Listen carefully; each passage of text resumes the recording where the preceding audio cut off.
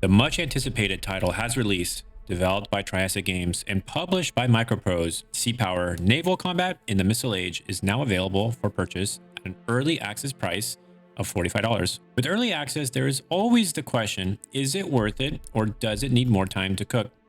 Today, we will dive into this topic, talk about the good, the bad, and the unsure.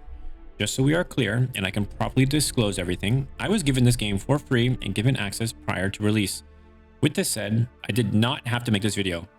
When I like a game, I will do a video. When I don't, I will just avoid the topic. So in short, I do recommend this game, but there are definitely some things to be aware of before pulling the trigger. This game, after all, is $45 at its early access release, and this has started a discussion, so let's talk about it. If this is your first time here, this channel focuses on multiplayer sim gameplay, so if you're into that, please subscribe. Sea Power comes to us by the way of the lead designer of Cold Waters, but instead of focusing on a single submarine, the game has stepped up in terms of scale to be at the task force level. This is important to note because the minutia of Cold Waters is not present in Sea Power. For example, in Cold Waters, you yourself had to identify ships based on what sound you were hearing and click through the identification book. This is not needed in Sea Power because the scale of the game is different. This is done by the AI crew in this game. This is important to note because the game looks very similar to Cold Waters, but it's very much its own separate game. The scale is much broader, and that may offer a bit less detail or control at the individual ship level, but by up-leveling the scale, you have way more things to do because you now have multiple assets at your disposal. And to be honest, I prefer this level of scale. Set in the Cold War, Sea Power allows you to operate Warsaw Pact and NATO forces in combat scenarios that include land, air, and sea. The emphasis being on the last two, air and mostly sea. To be more direct, yes, you can control assets like airplanes and helicopters, while also controlling your naval vessels. Please note that the focus of this game right now is mostly on the Soviets and the Americans. Navies from other countries like the British, Iranians, French, and others do exist, but they are limited in coverage. There are plans to flesh out the other countries in the game, but these are going to come in future DLCs. For example, the developers have expressed interest in potentially doing a Falklands DLC where they will flesh out the Royal Navy. To my surprise, this coverage and plans to cover more via DLCs has upset some people. I'm going to guess that the anger is localized in European players who want their countries to be more represented. I am not here to make excuses for the developers, but I just want to say I had the complete opposite reaction once I saw the in-game encyclopedia. There are a ton of units in this game. If you want to see a complete list, check out this video in the top right. I went through every single unit that was in the game in the preview build. Lastly, and not to make excuses for the developers, really big companies don't make these games anymore. We are left to fend for ourselves, and the developers seem to be wanting to make something that they too also want to play. This isn't a game backed by bankers, and these guys have been toiling away at this for 5 years. At some point, they have to ship. So I just mentioned this because the lack of countries that are fully represented in the game is in my eyes a reflection of the overall capacity of the team rather than their ambition. And at the end of the day, they have to ship the game, and they have been at this for 5 years already. The foundation is definitely here to build from, and that will come with future DLCs. Now that we know the scale and the setting of the game, let's start to drill down to how the game is. Meaning, I'm going to start saying what I think is good and bad. First, let's talk about the amount of depth that the game has. Sea Power is a simulator, and it may not be obvious at first glance. It has a surprising amount of depth modeled in systems like radars, sonars, etc. If you are a fan of games like Gates of Hell or DCS, then this game will scratch the same itch in terms of weapons and systems modeling. The game very clearly goes into a great amount of detail to make sure that all the weapons and systems are properly modeled. It's like radar sweeps, sonar, shadow zones, maximum and minimum launch ranges are modeled, for example.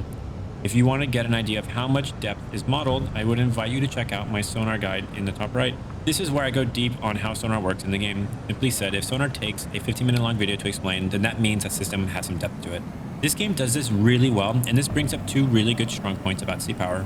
First is that by taking a simulator route, Sea Power is effectively serving an underserved niche.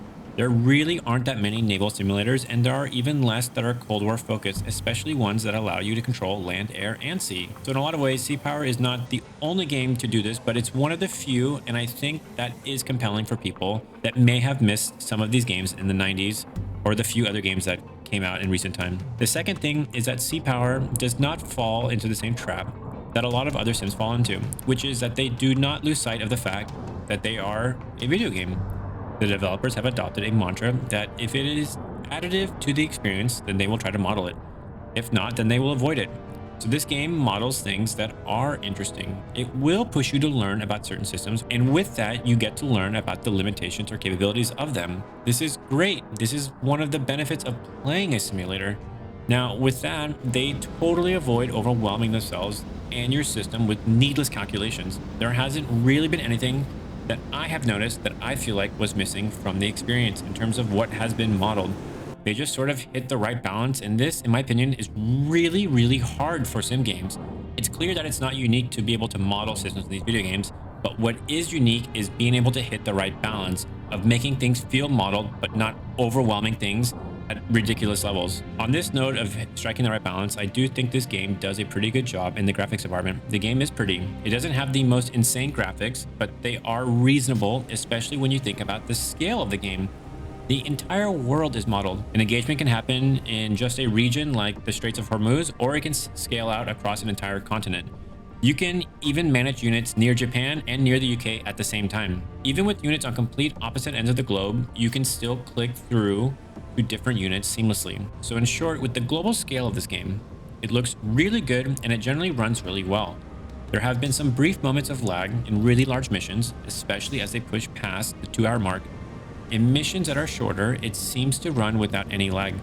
If you have an older system, I would recommend asking around in Discords to find someone who has a comparable system. I tried this game on 2 different systems, and I was lucky to be able to do that because I just got a new computer, and it was fine for me on both of them. Here are my system specs on both systems. Now let's talk about the game modes. This game is incomplete in terms of its game modes, and this is a really big thing to unpack, and I would imagine that this is going to be a point of contention for some people. Let's start with what the game does include. It comes with around 30 scenarios that are turnkey. These are missions that are recreating historical battles from the Cold War or are fictional ones. In general, these missions have been great, and they really show the variety and flexibility that this game offers. Let it be small patrol boat battles between Iran and Iraq, or a carrier fleet doing battle across hundreds of miles. The scenarios sort of really cover it all. The issue is that there are only 30 of them. So there is a very defined limit of how much content you can get out of this game that is turnkey. By turnkey, I mean that they can be played without any sort of input from your end. Assuming that each one takes 90 minutes to complete, then that is a total of 45 hours of content. Now, if you want to do more, you can make your own missions in the mission editor. I have found that the mission editor, in general, is pretty easy to use. Your imagination is really your limitation in terms of what you want to make. The issue is, of course, if you make your own mission, then it won't be really that exciting because you will know where everything is. Yes, there are some tools to randomize things, but at the end of the day, you won't be surprising yourself in your own mission. This is where the Steam Workshop comes in. The game has an integration with it, so you can make missions and share with the rest of the community on the Steam Workshop. At the time of this recording, the game has been live for around 24 hours, and there are already new missions in the Steam Workshop. I will come back to this in a minute because this Steam Workshop integration and how popular it gets in use is a major, and I mean major, piece of this game being worth it or not. I have to touch on some things before circling back on this. There is one unreleased game mode, which is the dynamic campaign. The only screenshot of it that I know of is this. It will be focused on the North Atlantic, and it has been described to be similar to the War on the Sea dynamic campaign, but with a more refreshed take on it. And it has also been described to be heavily inspired by the Falcon 4 dynamic campaign. All of this sounds good on paper, but we do not have it yet, so can't judge it. When it releases, I will be sure to release a video on it, but that will not be until Q2 of 2025. So that means from release in November 2024 to Q2 2025, we have a 5 to 7 month period where we are going to be entirely reliant on scripted scenarios. In my eyes, the long-term success of this game is heavily dependent on the dynamic campaign. because there is no multiplayer in this game. So without multiplayer and without a dynamic campaign, you have to ask yourself, is this okay with you? So this brings me back to what I was saying earlier about the Steam Workshop. If you are like me, someone who does not consider themselves creative and or someone who doesn't have the time to build and QA missions, then the editor for self-use is not super useful. So you are reliant on the Steam Workshop integration to get more missions. I really believe in momentum. If people keep playing this game, then it is a better landing pad for future players to come. As more players come, then more gets created in the form of Steam Workshop missions, and the more content that gets created attracts more players, and it's a cycle that feeds itself. So in my opinion, for this game to continue to snowball immediately after release, it requires continued missions to keep releasing on the Steam Workshop. So now the question, do you believe in the community being able to generate enough missions in this 5 to 7 month period before the dynamic campaign comes out? The mission editor is definitely powerful enough to generate them, so it really comes down to the individual players. Will they provide for each other until the dynamic campaign arrives? This is for you to decide, and I think it's an important question to ask yourself before buying. I think the players will be able to do it, and if you are watching this video, I encourage you to check out the Steam Workshop and check its activity. It will probably be the best way to get your finger on the pulse of the game. So now that we have laid out the situation, we can wrap up our discussion on game modes. I do really think that it was a massive miss to not include multiplayer. I may be a bit extreme in this point because this whole channel is about multiplayer sim gameplay. Naturally, I want every game to be multiplayer. I do think it was a bit risky to launch without the dynamic campaign, but based on what the developers have said and delivered so far, I get the sense they really do want to deliver it. I think they will. So in general, I have faith in them. Now, you may have less faith. And if you do, then you should really think about this point, because in my eyes, it is one of the largest ones. Now that we have covered game modes, we can talk about the actual gameplay. I have mostly good things to say about this, and just 2 points that I think are a bit weak. In general, the game is fun, and it feels really rewarding to get better at it. By being a simulator, it basically rewards you to learn more about these vessels, their systems, and their weapons, and to me, that is one of the best things about playing a simulator. You learn while you have fun. I think the biggest thing that points to how good the gameplay is, for me at least, is that I want to play it more. The game does not have a dynamic campaign. It does not have multiplayer. These are my primary game modes, but I continue to want to hop on to play this game. I contrast this with War on the Sea, which has a dynamic campaign, which is fully released, and I could not really get into that game, and I say this as someone who likes World War II more so than modern scenarios. The gameplay in Sea Power is just good. In terms of bugs, which is always a big topic for early access games, this game is certainly not bug-free, but the bugs are not showstoppers in my opinion. They can be annoying, but they're not showstoppers. I think the best way to illustrate the issues you can face are with 2 examples. One, aircraft in this game are very annoying, the micro. They will also sometimes get a mind of their own, and their status or their intentions are not clearly articulated to you. In an airspace that is really busy, you have no idea if your plane is going to shoot or if it's just going to harmlessly merge past an enemy. Sometimes you may put them on weapons free, and they will just sort of launch their weapons really quickly and not in a super efficient manner. This is really frustrating. Sometimes because you finally get a package to an AO and they dump everything on targets that you would not have preferred. So this forces you to micro them, which in turn can make things a bit of a click fest.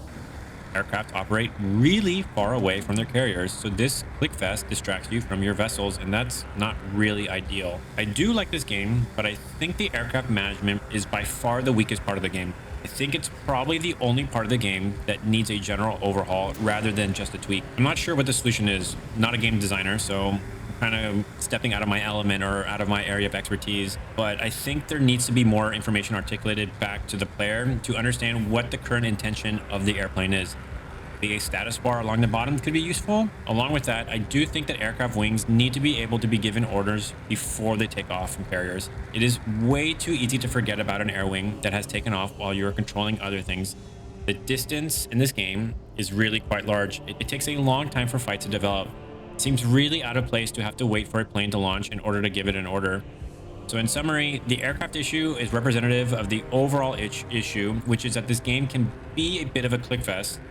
I think it's fairly manageable, but the aircraft game is the most extreme one. Do I think that this is game breaking? No, but it's something I want to flag as I hope it gets worked on. The next thing I want to talk about is that sometimes your ships get a mind of their own. They will get caught up in combat and just keep on doing defensive maneuvers. You may want to make them sail normally. You may be in other situations where you need a ship to brake to port, but it is trying to angle for a shot and leaning starboard when you don't want it to. These moments where the units get a mind of their own and are not obedient is really annoying. I have noticed that if you put units from weapons free to weapons tight, then they will typically be obedient again. Kind of goes back to my previous point about the game being a little bit of a click fest.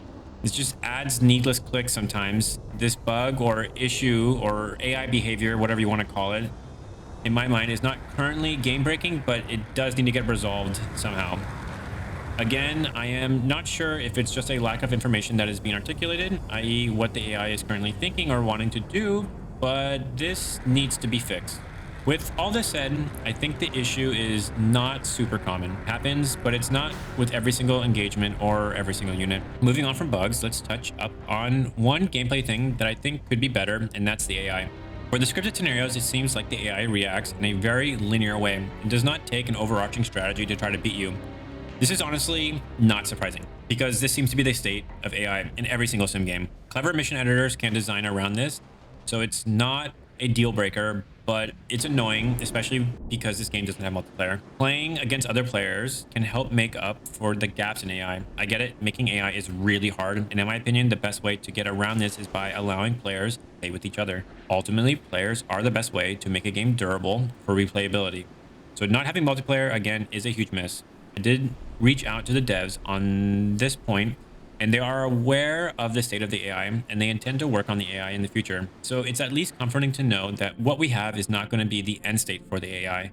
And I would imagine that when the dynamic campaign gets added, the whole context of that has to get kind of intertwined with the AI behavior. The only other thing I have not mentioned are the other ancillary things. Having an encyclopedia in the game is great. Brings me back to my childhood. The soundtrack absolutely slaps. I have been running it in the background in this video. It's one of the better ones in my opinion. And I just generally really like the UI, and I think the combat's really fun. And again, it's really neat to play Cold War ships, a setting that is not often covered. Everything feels new to me, and it has been fun to play in a new setting with some new toys. In conclusion, I do recommend this game.